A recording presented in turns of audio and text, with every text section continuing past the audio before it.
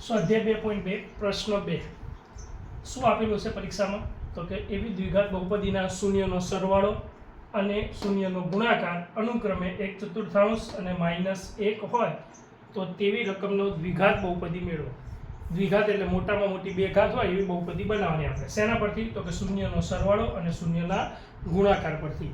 આની ત્રણ રીતે હું તમને ગણીશ, તમને જે રીત ગમે અને સરળ લાગે તે રીતે ગણજો. ચલો, પ્રથમ રીત શું કીધું છે? તો કે આલ્ફા પ્લસ બીટા એટલે શૂન્યનો સરવાળો કેટલો આપ્યો? તો કે 1/4. આના પરથી તમે એવું કહી શકો કે આલ્ફા પ્લસ બીટા એટલે આપણે કયું સૂત્ર લેતા હતા? તો કે b/a માઇનસ b/a. ચલો આપણે શું કરીએ? તો કે ચોકડી ગુણાકાર કરાય, a ને 1 જોડે ગુણો, એના કરતાં આપણે બંનેને અરસપરસ કરી દઈએ. બંનેની સ્થાન બદલી, એને અહીંયા મૂક્યો, એકને અહીંયા મૂકી શકાય, કારણ કે બંને એકબીજા જોડે ગુણાકારનો સંબંધ લાગે એટલા માટે. ચલો, સ્થાન બદલ્યા પછી શું મળ્યું આપણને? તો કે આ બંને બરાબર આપણે કોઈ એવી એક સંખ્યા ધારીએ કે જેથી કરી બંનેની કિંમત આના જેટલી હોય, કે કોના જેટલી? k જેટલી. પણ એ k કેવો હશે? તો કે k not is equal to 0 but k belongs to r. k 0 નહીં હોય પરંતુ કોઈ પણ વાસ્તવિક સંખ્યા હશે. ચલો, એનો મતલબ એવો થાય કે -b/1 બરાબર એ k થાય અને a/4 બરાબર પણ k થાય. તો માટે b is equal two k એકા k, એક અહીં ગુણાકારમાં જાય એટલે b is equal two -k મળે. રેડી? અને અહીંયા કરો તો 4 ગુણ્યા k એટલે a કેટલો મળે? 4k. ચલો, એક તો કે a મળી ગયો, b મળી ગયો. હવે c શોધવા માટે તો કે આપણે આલ્ફા ગુણ્યા બીટા, જેનું માપ આપણને આપ્યું છે, તો એ લઈ લઈએ. આલ્ફા ગુણ્યા બીટા બરાબર -1, જેનું સૂત્ર થાય c/1. a ગુણાકારમાં લઈ જાઓ અહીંથી અહીંયા, તો c ની વેલ્યુ શું આવે? -1/a. એટલે 1 લખવાની જરૂર ના પડે, બરાબર? તેમ છતાં લખું છું. હવે એની જગ્યાએ શું મૂકી દઈએ? તો કે એની જગ્યાએ 4k મૂકી દઈએ. તો -1 ગુણ્યા 4k એટલે કે 4 એકા 4k. તો c ની વેલ્યુ પણ મળી ગઈ. તો અહીંયા a મળી ગયો, b મળી ગયો અને c મળી ગયો. તો આપણું દ્વિઘાત બહુપદીનું પ્રમાણિત સ્વરૂપ કયું હતું? તો કે ax² plus bx plus c બરાબર 0. આ સ્વરૂપે કોઈ પણ બહુપદીને ગોઠવો તો એને કહેવાય દ્વિઘાત બહુપદી. તો એની જગ્યાએ સહગુણક તરીકે આપણે શું લેશું? તો કે એની જગ્યાએ 4k x². બીની જગ્યાએ શું મૂકશું? તો કે -k, એટલે પ્લસ લખવાની જરૂર નહીં પડે, -k અને પાછળ ચલ. સીની જગ્યાએ તો કે 4k પણ પ્લસની જગ્યાએ માઇનસ. બધામાંથી k કોમન કાઢી લો એટલે 4x² -x -k. બધામાંથી k કોમન કાઢો તો આ મળી ગઈ આપણને એવી દ્વિઘાત બહુપદી મળી કે જેના અવયવ પાડીએ તો એ શૂન્યોના સરવાળા આટલો થશે અને ગુણાકાર આટલો થશે. તમારે રફકામમાં ચેક કરવું હોય તો કરી લેજો. દ્વિઘાત બહુપદીનું બીજું સ્વરૂપ પ્રમાણે બીજી સૂત્રની મદદથી પણ શોધી શકાય. સૂત્ર શું છે?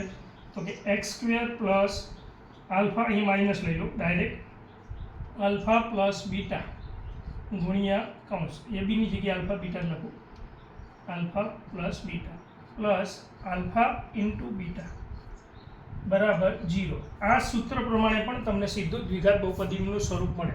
બધાને તમને પ્રશ્ન થતો કે સાહેબ આવું સૂત્ર કઈ રીતે આવે? તો કે આપણું a² bx પ્લસ c બરાબર g. આ પ્રમાણિત સ્વરૂપ છે. એ દરેકને a વડે ભાગી દો. દરેકને કેટલા વડે ભગાય? કોઈ પણ સમીકરણ એક સમાન વડે ગુણાય, એક સમાન વડે ભગાય. દરેકને a વડે ભાગો ને તો આ સમીકરણ મળી જાય. કેવી રીતે? જો a ભાગ્યા a એટલે x², b/a પણ પ્લસ છે, આપણે અહીંયા માઇનસ કરવું એટલે આને શું કરીએ? નિશાની માઇનસ કરીએ, b/a. અને b/a બરાબર શું મળે આપણને? Alpha plus beta. એટલે અહીંયા આપણે આની જગ્યાએ શું લખશું? Alpha plus beta x. c/a તો c/a એટલે શું થાય? તો કે આની જગ્યાએ આપણે લખશું આલ્ફા ઇન્ટુ બીટા. ગુણ્યા હે ઇન્ટુ, બંનેનો મતલબ એક જ થાય. અને 0 વડે એને ભાગો તો જવાબ શું મળે? 0 મળે. તો તમે આ રીતે સમીકરણ બનાવી શકાય. તો આ સૂત્રમાં મૂકી દો કિંમત એટલે તમને બહુપદી મળી જાય સીધી. x² એમની માઇનસ આલ્ફા પ્લસ બીટા, તો એ શું? આને આલ્ફા પ્લસ બીટા કહેવાય, 1/4. અને આને શું કહેવાય? ગુણાકાર, એટલે આલ્ફા ગુણ્યા બીટા -a. તો આ બંને કિંમતો આમાં મૂકી દો. આલ્ફા પ્લસ બીટાની જગ્યાએ આપણે 1/4 પાછળ ચલ x, અહીંયા ગુણાકારની કિંમત માઇનસમાં એટલે પ્લસની કરતો એટલે -1 બરાબર 0. આની આગળની રીતમાં અપૂર્ણાંકમાં નહોતો, તો આને પૂર્ણાંકમાં ફેરવવું હોય તો શું કરવું પડે? તો કે બધાના છેદમાં સરખું કરવું પડે. અહીંયા 4 હોય તો લસા 4 થાય, એટલે બધાના છેદમાં 4 કરવા હોય તો ઉપર 4 વડે ગુણવા પડે. તો અહીંયા 4 તો ઉપર 4x². અહીં તો 4 છે જ, આને નીચે 4 કરો તો ઉપર 4 વડે ગુણવા પડે.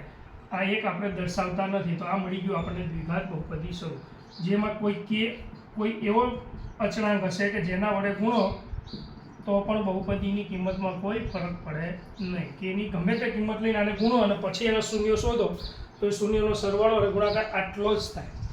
ચલો રેડી, ત્રીજી રીત જોઈએ. નેક્સ્ટ હવે શું કરીએ તો કે મારી સૌથી સરળ તમને ગમશે એવી રીત. આ શું આપ્યું તો કે શૂન્યનો સરવાળો, એટલે આપણે ઇંગ્લિશમાં લખશું આલ્ફા પ્લસ બીટાનો જવાબ આપ્યો 1/4, અને આ કોનું માપ આપ્યું તો કે આલ્ફા ગુણ્યા બીટાનું માપ આપ્યું છે. એ કેટલું છે? -1. છેદમાં કાંઈ નથી એટલે 1 દર્શાવો.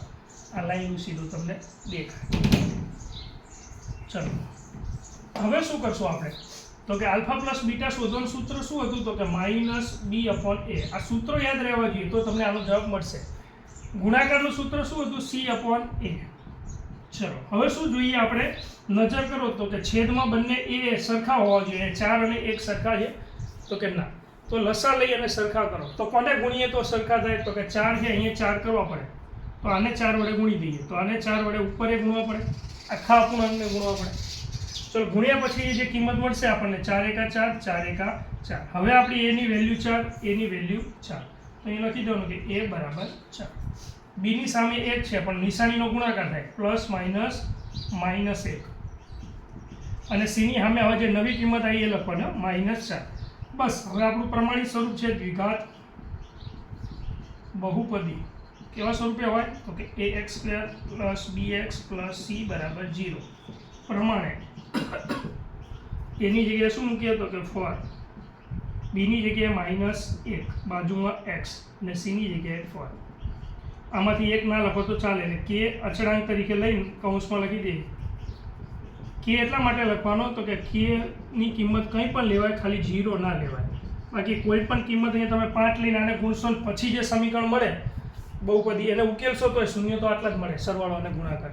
ઓકે મિત્રો, નેક્સ્ટ બીજા દાખલામાં જાતે શીખજો.